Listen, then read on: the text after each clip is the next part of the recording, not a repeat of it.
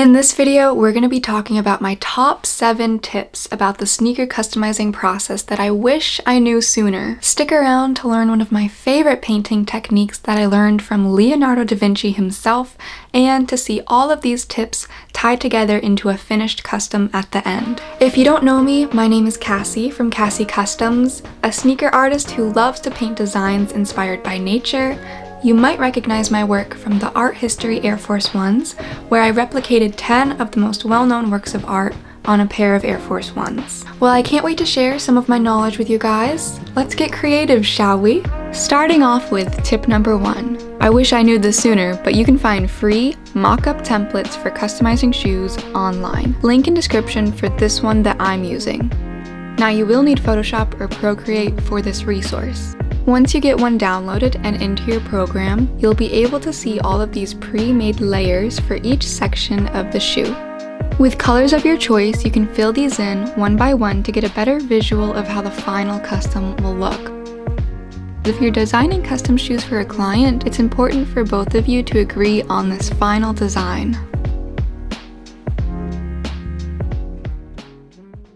Tip 2. Use these all-purpose applicator pads to prepare the surface of your sneakers.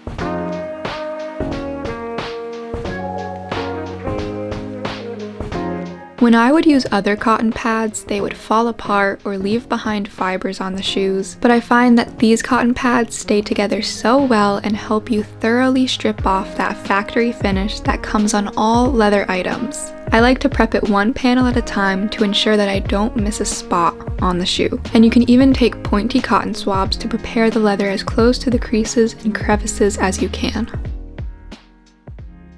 Tip 3. Always test your paint colors by letting them dry first. Angelus paints dry a little bit darker than how they appear while they're wet, so this is important to keep in mind while mixing up your desired colors. To test my colors, I brushed them on an extra Nike leather swoosh that I have, but it totally works to use paper or paper towels or these leather test swatches from Angelus as well. After they dried, I held them up to the mock-up to compare the colors and see how I may need to tweak them. The terracotta color I mixed was too orange, so I added more vanilla and scarlet to make it lighter and redder.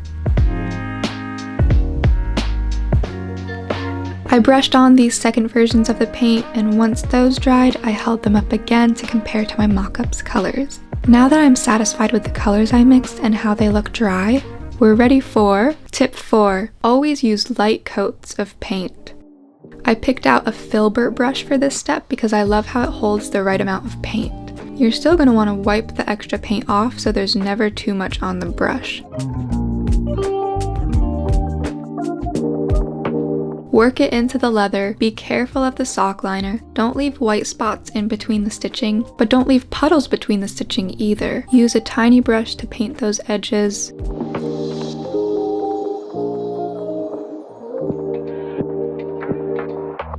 Okay, if you are gonna hit it with a juicy, satisfying brush stroke like this, just make sure you spread out that paint after, because if we let our custom dry with a thick coat of paint on it, you're gonna see those brush strokes and we don't want that. This is what one coat of paint looks like using this beige color.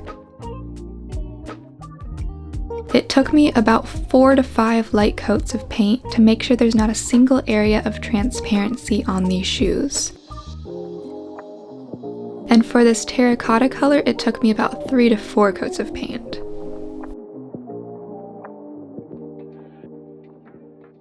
Tip 5. This is a transferring technique that I use for placing my designs exactly where I want. First, I take a sheet of tracing paper and trace the actual surface of the shoe where I'll be painting.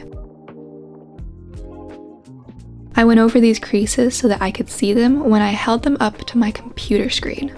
But before you do this, make sure both the mock-up and the tracing paper are flipped so that you're drawing graphite lines on the side that will touch the shoe. And because I have the exact dimensions of the sneaker, I can position this tracing paper exactly where I want the design to fall on the sneaker. When I take it off the screen and flip it back over, I can match those panels up again and transfer the graphite onto the sneaker by rubbing it. From here, I filled it all in with a base color. And my best tip for removing the extra graphite around your painting is to take a little bit of Easy Cleaner on a cotton swab and gently rub it off. Since the paint is fresh, a little bit might come off, but we can just touch that up in the next stage.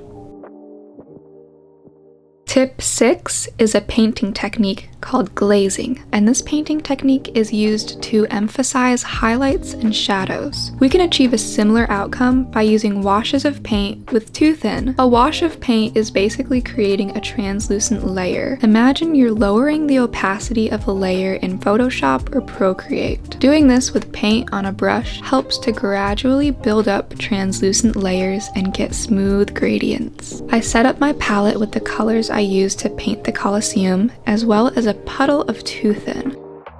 Adding too thin to paint helps you spread it out on your painting surface. It stays wet on your brush for longer than it would if you were using it in its pure form.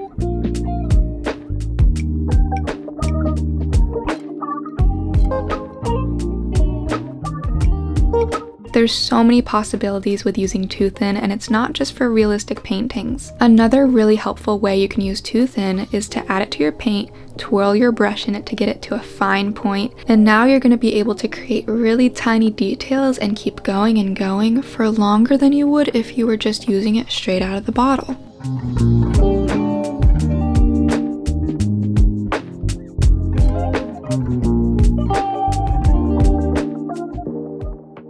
Tip 7. Keep your brush clean while brushing on finisher. For this custom, I'm going to use my favorite finisher, the Satin 4-Coat. And I'm using a clean angular brush and filling a second cup with brush cleaner. Now, just like brushing on thin coats of paint, you're going to want to use thin coats of finisher as well. Every couple of passes, I clean my brush off to keep it flexible. If I didn't clean my brush off, the finisher would start to dry on the brush and build up, and it would get a little sticky when I apply it. So keeping your brush clean keeps the application of the finisher smooth.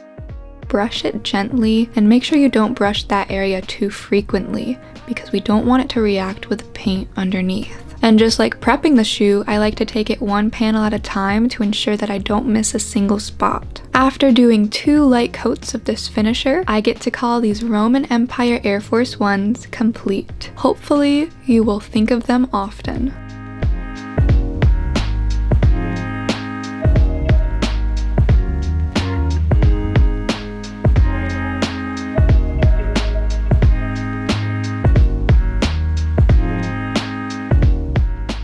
I hope you enjoyed learning these top 7 tips of mine. Comment a customizing tip that you wish you learned sooner. Again, my name is Cassie, and you can find more of my artwork at Cassie Customs on Instagram. Subscribe to Angelus Brand and watch this video here if you want to find out just how durable their paint is.